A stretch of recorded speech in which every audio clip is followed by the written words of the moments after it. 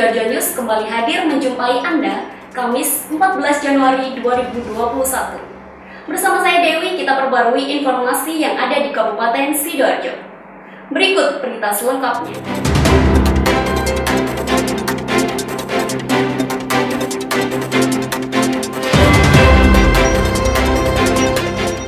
Kita awali informasi vaksin Sinovac yang tiba di Sidoarjo. 10 pejabat Sidoarjo akan divaksin pada gelombang pertama.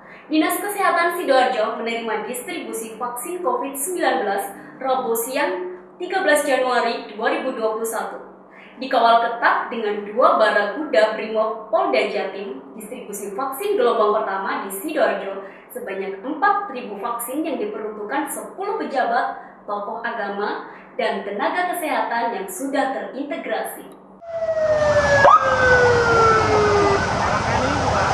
Dengan pengawalan ketat oleh petugas kepolisian, sebanyak 4.000 vaksin COVID-19 sudah didistribusikan ke Sidoarjo. 3 box berisi vaksin langsung dimasukkan ke dalam ruang khusus dengan suhu di bawah 8 derajat yang telah disiapkan oleh Dinas Kesehatan Kabupaten Sidoarjo. Kepala Dinas Kesehatan Sidoarjo Dr. Syaf Satriawan mengatakan, pada Jumat besok rencananya 10 pejabat wajib divaksin jika tidak memiliki komorbid atau halangan lain. Selanjutnya, sesuai rencana, tenaga kesehatan yang sudah mendapatkan SMS dari Kementerian Kesehatan dan sudah registrasi, maka wajib vaksin. Jumlah tenaga kesehatan yang tersebar di Sidoarjo berjumlah 11.200, namun yang mendapatkan jatah vaksin hanya 8.720 saja. Sekarang kita dapat kiriman 4.000 vaksin, ya, kemudian dari jumlah 8.720. Jadi kita baru dikirim sekarang 4.000.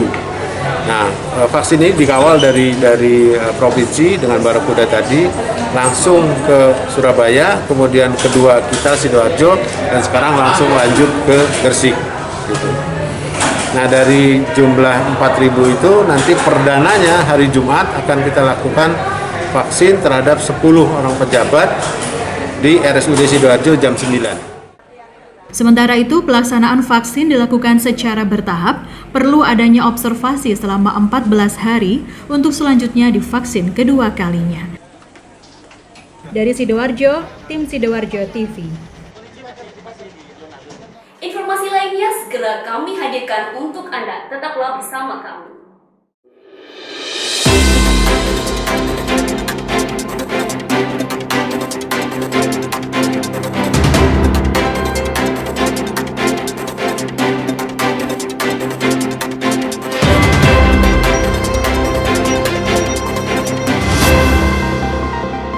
Tak kenal maka tak kebal. Vaksinasi, cara aman melatih tubuh untuk kenal, lawan, dan kebal dari penyebab penyakit seperti virus atau bakteri. Ada berbagai jenis vaksin, dan proses pengembangan vaksin diawasi dengan ketat melalui tahapan uji praklinis dan klinis secara lengkap, sehingga vaksin yang dihasilkan aman dan efektif.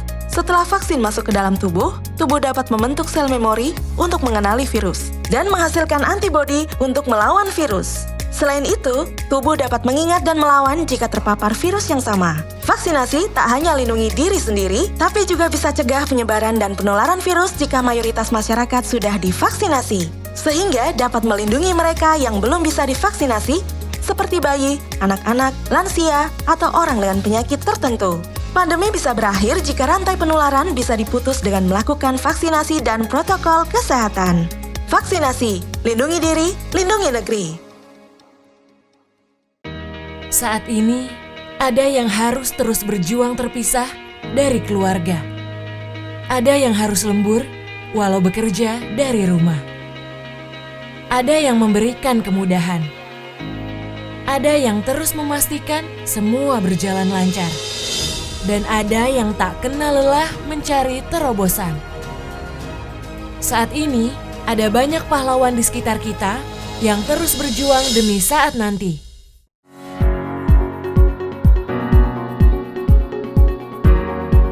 Ayo imunisasi, simulasi tahapan imunisasi COVID-19. COVID-19 adalah penyakit menular yang berdampak bagi kehidupan masyarakat Salah satu cara untuk mencegah penularannya adalah dengan imunisasi. Imunisasi dapat dilakukan di layanan kesehatan pada seseorang yang berusia 18 hingga 59 tahun dan memiliki kondisi tubuh yang sehat. Lalu, bagaimanakah teknis pelaksanaan imunisasi?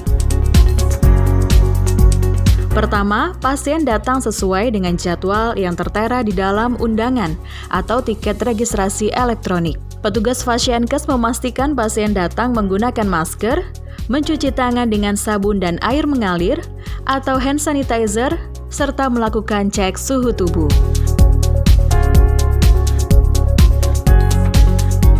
Pasien yang memiliki suhu tubuh di atas 37,3 derajat Celcius dan atau saat ditanya oleh petugas memiliki keluhan kesehatan akan diarahkan menuju ruang pemeriksaan ini.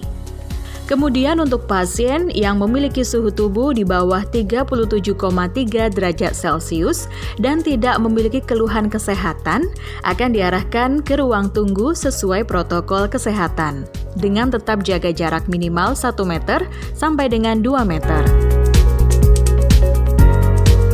Pada meja pertama, dilakukan pendaftaran sesuai urutan kedatangan untuk melakukan verifikasi serta pencatatan data pasien. Selanjutnya, pasien diarahkan ke meja 2, yaitu pemeriksaan kesehatan atau screening kesehatan. Petugas akan melakukan anamnesa untuk melihat kondisi kesehatan dan mengidentifikasi penyakit penyerta. Untuk pasien yang memiliki penyakit penyerta, dianjurkan untuk memperoleh vaksinasi di fasilitas kesehatan rujukan atau lanjutan dengan rekomendasi dokter ahli. Apabila hasil pemeriksaan dinyatakan sehat, pasien diarahkan untuk melanjutkan ke meja 3, yaitu pemberian imunisasi dengan prinsip safety injection. Petugas memberikan penjelasan singkat tentang vaksin yang akan diberikan, manfaat, dan reaksi simpang atau KIPI yang mungkin terjadi serta upaya penanganannya. Setelah itu, petugas akan mengambil vaksin menggunakan ADS 0,5 ml dan menyuntikkan vaksin secara intramuskular. Kemudian, buang alat suntik habis pakai ke dalam safety box. Setelah selesai penyuntikan, petugas memberitahukan untuk datang kembali pada jadwal berikutnya sesuai undangan, serta mengarahkan pasien untuk menunggu di ruang tunggu pasca imunisasi selama 30 menit dengan tetap menerapkan protokol kesehatan. Pada saat menunggu, pasien diberikan edukasi tentang pentingnya upaya pencegahan COVID-19 selain imunisasi, yaitu dengan menerapkan 5M, memakai masker, mencuci tangan, menjaga jarak, menghindari kerumunan, serta mengurangi mobilitas. Setelah menunggu 30 menit dan tidak mengalami keluhan di dalam imunisasi, pasien dianjurkan kembali ke rumah, segera mandi, dan mengganti pakaian yang dipakai ke Fasienkes. Ayo imunisasi cegah COVID-19. Mari kita sukseskan vaksinasi COVID-19 menuju Indonesia sehat.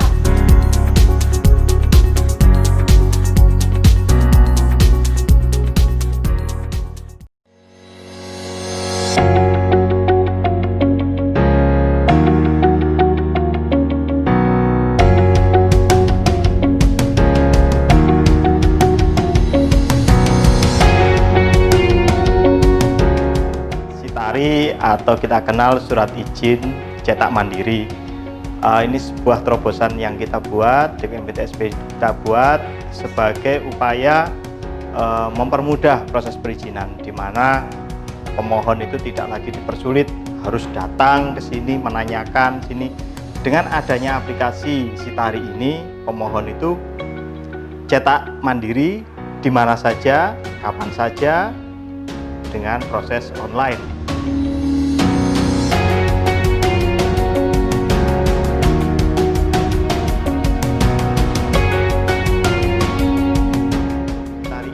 Kita kembangkan sebagai suatu upaya menyederhanakan perizinan, mempermudah perizinan, kemudian yang paling penting adalah efisiensi bagi pemohon, di tidak harus datang mondar-mandir bolak-balik ke sini, tapi begitu proses perizinan selesai, mereka dapat notifikasi izin sudah selesai, mereka dapat melakukan cetak mandiri.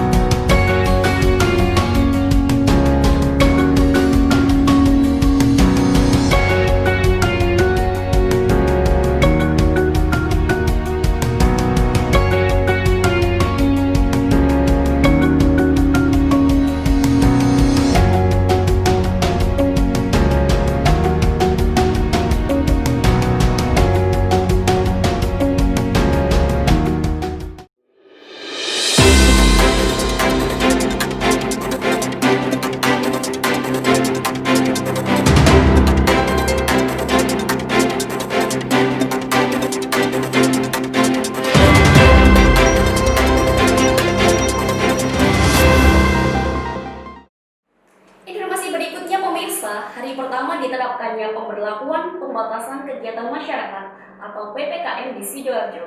Ratusan personil petugas gabungan dilepas oleh PJ Bupati Sidoarjo Hudiono pada Senin 11 Januari 2021. Bersama Forkopimda Sidoarjo, petugas operasi justisi terdiri dari unsur TNI, Polri, Satpol PP, serta Dinas Perhubungan Kabupaten Sidoarjo.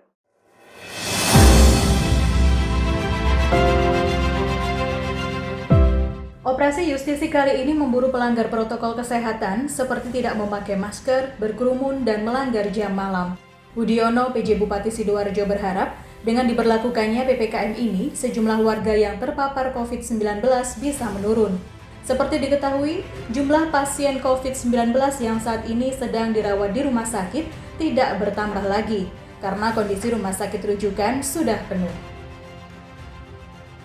Masyarakat memahami edukasinya, memahami bahwa hari ini mulai diterapkan untuk pembatasan kegiatan masyarakat.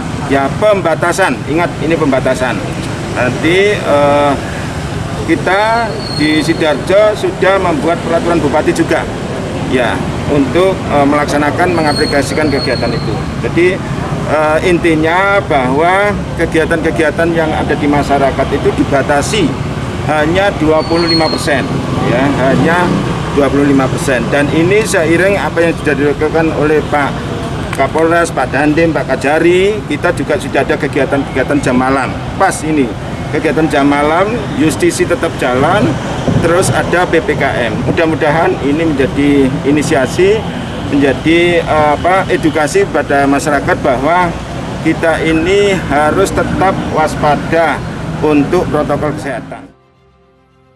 Operasi justisi akan dilakukan selama 14 hari, terhitung mulai 11 Januari hingga 25 Januari 2021. Petugas gabungan dibagi 3 tim yang disebar ke titik lalu lalang dan titik kerumunan masyarakat.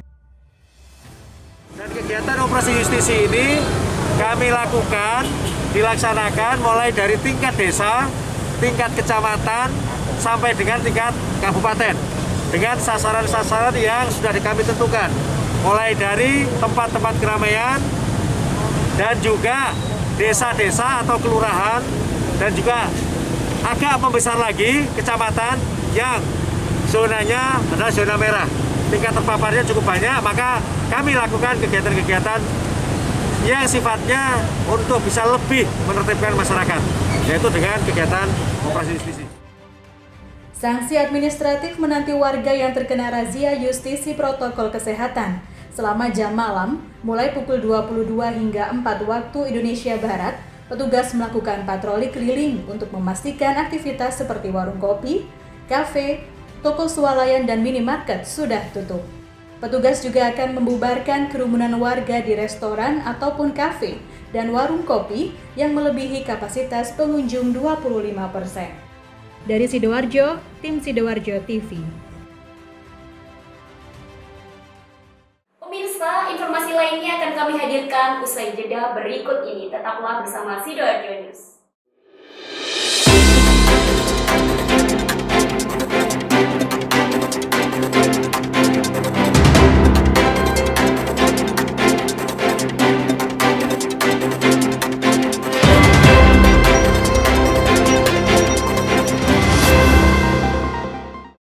kenal maka tak kebal.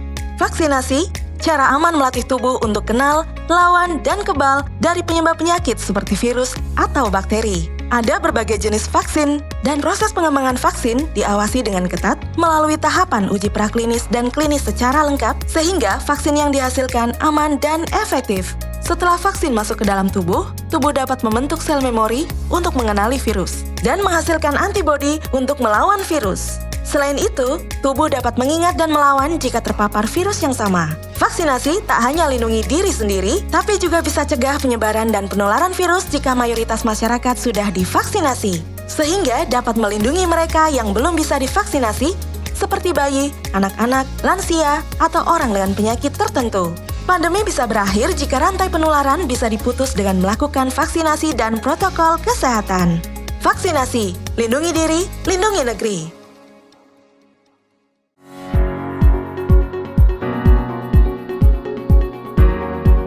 Ayo imunisasi, simulasi tahapan imunisasi COVID-19. COVID-19 adalah penyakit menular yang berdampak bagi kehidupan masyarakat. Salah satu cara untuk mencegah penularannya adalah dengan imunisasi. Imunisasi dapat dilakukan di layanan kesehatan pada seseorang yang berusia 18 hingga 59 tahun dan memiliki kondisi tubuh yang sehat. Lalu, bagaimanakah teknis pelaksanaan imunisasi? Pertama, pasien datang sesuai dengan jadwal yang tertera di dalam undangan atau tiket registrasi elektronik. Petugas Fasienkes memastikan pasien datang menggunakan masker, mencuci tangan dengan sabun dan air mengalir, atau hand sanitizer, serta melakukan cek suhu tubuh.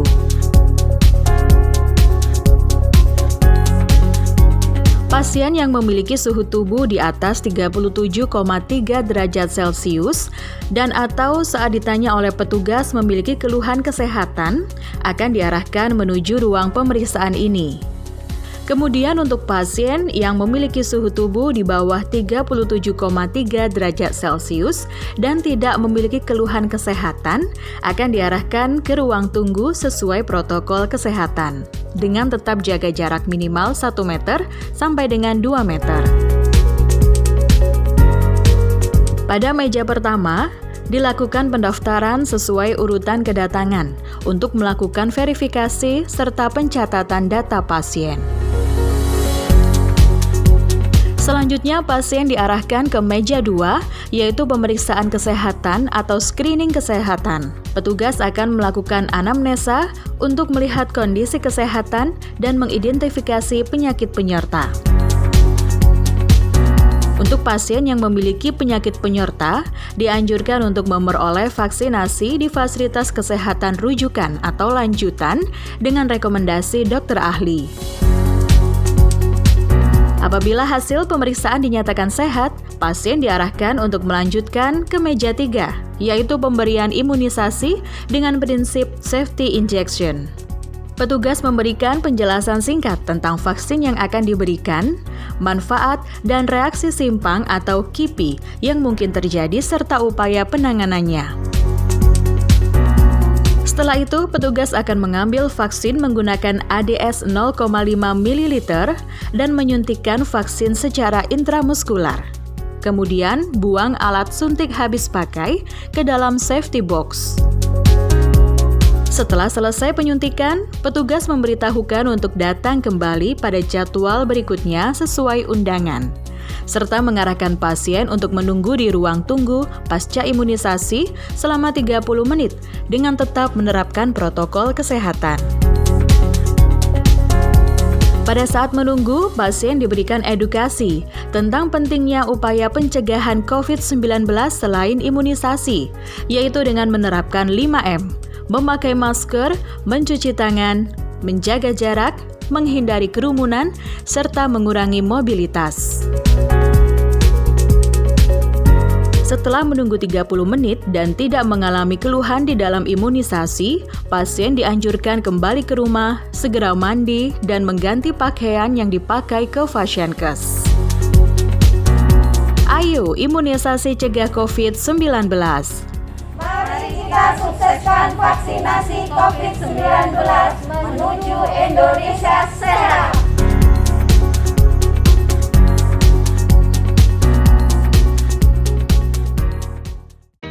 Saat ini, ada yang harus terus berjuang terpisah dari keluarga. Ada yang harus lembur walau bekerja dari rumah. Ada yang memberikan kemudahan. Ada yang terus memastikan semua berjalan lancar. Dan ada yang tak kenal lelah mencari terobosan. Saat ini, ada banyak pahlawan di sekitar kita yang terus berjuang demi saat nanti.